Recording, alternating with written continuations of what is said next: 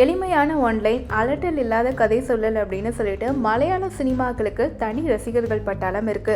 குறிப்பா இந்த வருஷம் வெளியான மஞ்சுமல் பாய்ஸ், உள்ளொழுக்கு, ஆவேசம், ஆடு ஜீவிதம், குருவாயூர் அம்பல நடைகள் அப்படின்னு சொல்லிட்டு பல மலையாள படங்கள் தமிழ் ரசிகர்களுடைய கவனம் ஈர்த்தது. இந்த வருஷத்துல முதல் பாதி மலையாள சினிமாக்களுக்கான காலம் அப்படின்னு சொல்ற அளவுக்கு அடுத்தடுத்து படங்கள் வரிசையா ரிலீஸ் ஆகி ஹிட் ஆச்சு. ஆனா இதையெல்லாம் மறக்கடிக்க வச்சு அதிர்ச்சியை கூட்டியிருக்கு நீதிபதி ஹேமா தலைமை கமிட்டியுடைய அறிக்கை. மலையாள சினிமாக்களை பொறுத்த வரைக்கும் கதை தான் அங்க ஹீரோ. பாலிவுட், டோலிவுட், கோலிவுட் சினிமாக்களை மாதிரி கதாநாயகர்களை அங்க தூக்கி வச்சு கொண்டாடும் வகையிலான கதைகள் 10% தான். கதை நாயகனுக்கு இணையா கதாநாயகிகளுக்கு முக்கியத்துவம் இருக்கும். ஆனா அந்த கதையின் நாயகிகளுக்கு கேரள சினிமா துறையில பாதுகாப்பு இல்லை அப்படிங்கிறது தான் அதிர வைத்திருக்கக்கூடிய செய்தி. இந்த பிரச்சனையுடைய பின்னணி என்ன அப்படிங்கிறத பார்க்கலாம். பிரபல மலையாள நடிகை ஒருத்தர் கடந்த 2017ஆம் ஆண்டு கடத்தப்பட்டு பாலியல் துன்புறுத்தலுக்கு ஆளாகிறாங்க.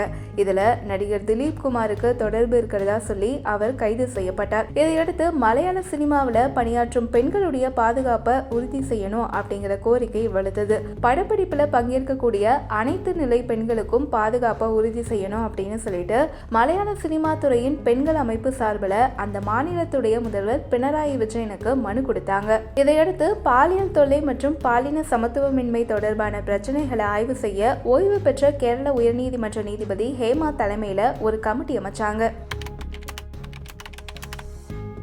இந்த கமிட்டி தன்னுடைய அறிக்கையை 2019ஆம் ஆண்டு அரசு கிட்ட சமர்ப்பிச்சது. பல்வேறு காரணங்களால அரசு அதை வெளியிடாம இருந்துச்சு. கிட்டத்தட்ட 5 வருஷங்களுக்கு அப்புறமா அந்த கமிட்டியுடைய 233 பக்க அறிக்கையின் விவரங்கள் இப்போ வெளியாகி சர்ச்சையை ஏற்படுத்தி இருக்கு. அந்த அறிக்கையில் அப்படி என்ன இருக்கு அப்படின்னு சொல்லி இப்போ பார்க்கலாம். மலையாள திரையுலகில் நடிகைகளை பாலியல் ரீதியா துன்புறுத்தக்கூடிய வழக்கம் இருக்கு. நடிகைகள் ஹோட்டல் அறையில தனியா இருக்க ரொம்பவே பயப்படுவாங்க. தங்களுடைய அறைகள்ல தூங்கிட்டு இருக்கும் போது நடிகர்கள் கதவை தட்டுவாங்க. அது மாதிரி கதவை தட்டுறது அமைதியாவோ அல்லது மரியாதையாவோ இருக்கவே இருக்காது. அச்சமூட்டும் வகையிலேயே அமையும். பாலியல் ரீதியா ஒத்துழைக்கும் நடிகைகளுக்கு தான் அங்க வாய்ப்புகள் வழங்கப்படுது. மறுக்கும் நடிகைகளுக்கு மிரட்டல் விடுறாங்க. பாலியல் ரீதியா மிரட்டும் நடிகர்களுடைய பட்டியல்ல முன்னணி நடிகர்களே அதிகமா இருக்காங்க. மலையாள சினிமா ஒரு கிரிமினல் கும்பல் கட்டுப்பாட்டில் இருக்கு. சில தயாரிப்பாளர்கள், இயக்குநர்கள், நடிகர்கள் அடங்கிய அதிகார கூட்டணி அங்க இருக்கு. அதுபோல நடிகர் நடிகைகளுக்கு அப்படின்னு ஒதுக்கப்பட்ட கேரவன்ல ஜூனியர் நடிகர் நடிகைகள் செல்ல அனுமதியே கிடையாது. அவுட்டோர் ஷூட்டிங் நடக்கும்போது காட்டுப்பகுதிக்கு போய் தான் ஜூனியர் நடிகைகள் தங்களுடைய இயற்கை உபாதைகளை கழிக்கணும். உடைகளையும் மறைவான இடம் தேடி தான் மாற்றணும். இயற்கை உபாதைகள் பிரச்சனை காரணமாவே பலரும் தண்ணீர் குடிப்பதை குறைச்சிக்கிறாங்க அல்லது இன்ஃபெக்ஷன் ஆகுது அப்படின்னு சொல்லிட்டு பல அதிர்ச்சிகரமான தகவல்களை அந்த அறிக்கையில சொல்லியிருக்காங்க. ஹேமா கமிட்டியால் நேர்காணல் செய்யப்பட்ட பெண்கள் சொல்லும்போது என்ன சொல்லியிருக்காங்க அப்படின்னா, படங்களில் நெருக்கமான காட்சிகளில் பெண்கள் நடிக்கிறாங்க அப்படின்னா செட்டுக்கு வெளியவும் அதை அவங்க செய்ய தயாராக இருக்காங்க அப்படின்னு சொல்லிட்டு கேரள சினிமாவில் பல ஆண்கள் நினைக்கிறாங்க அப்படின்னு அவங்க சொல்லியிருக்காங்க. தொழில்துறையில் இருக்கக்கூடிய நன்கு அறியப்பட்டவர்கள் கிட்ட இருந்து பெண்கள் துன்புறுத்தலை எதிர்கொள்கிறாங்க அப்படிங்கிறதுக்கான ஆதாரங்களை முழுமையாக பகுப்பாய்வு செஞ்சதுக்கு அப்புறமா அது உறுதியாக இருக்கிறதா ஹேமா கமிட்டி குழு கூறுது. இந்த பாலியல் சுரண்டலுக்கு பயந்து பெரும்பாலும் பெற்றோர்கள் அல்லது உறவினர்கள் கூட பெண்கள் படப்பிடிப்புக்கு வருவதாகவும் தெரியுது. ஹேமா கமிட்டி குழுவில் பழம்பெரும் நடிகை சாரதாவும் இடம்பெற்றிருக்காங்க.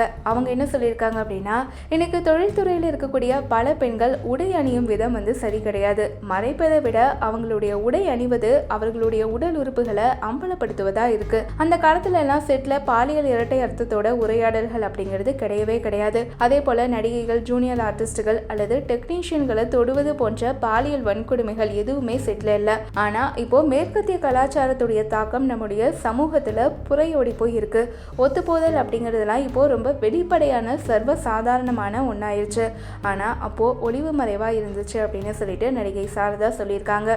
இந்த அறிக்கையை 4.5 ஆண்டு காலம் வெளியிடாமல் இருந்ததற்காகவே எதிர்க்கட்சிகள் கடுமையான விமர்சனத்தை முன்வச்சது. வேண்டுமென்றே காலம் தாழ்த்தி குற்றவாளிகளை ஆளும் இடதுசாரி கூட்டணி அரசு பாதுகாக்குதா அப்படிங்கிற கேள்விகளை எழுப்பியிருந்தாங்க. இந்த அறிக்கை பற்றி கேரள முதல்வர் பினராயி விஜயன் என்ன சொல்லியிருக்காரு அப்படின்னா, குழு பரிந்துரைத்த ஒழுங்கு நடவடிக்கைகளை விசாரணைகளை காவல்துறை கவனிச்சிட்டு வராங்க. பாதிக்கப்பட்டவர்கள் கூட அரசு நின்று குற்றம் சாட்டப்பட்டவர்களுக்கு எதிரான சட்டத்தின்படி நடவடிக்கை எடுக்கும் அப்படின்னு சொல்லியிருக்காரு. இது மட்டும் இல்லாம ஹேமா குழு அறிக்கையின் பல்வேறு பரிந்துரைகளை நடைமுறைப்படுத்துவதில் அரசு தீவிரமா இருக்கு அப்படிங்கறதையும் அவர் சொல்லியிருக்காரு.